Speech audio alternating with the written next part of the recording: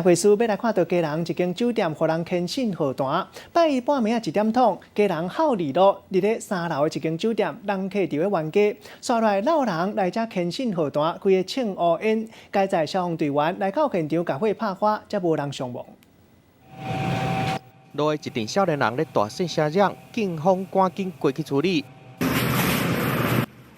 那警车、佮有消防车，到底是发生什么代志？原来边仔3楼的拍伯防弹信号单，为桌啊到碰椅，全部拢防烧甲乌麻麻，现场若烧成过共款。17号半暝1点外，一阵少年人来到家人这间伫孝利路的拍伯耍，想要到甲拍伯发生消费纠纷，买手10外人去甲对拍伯弹信号单，现场随烧起来，好佳在警消真紧就挂过去，才无人受伤。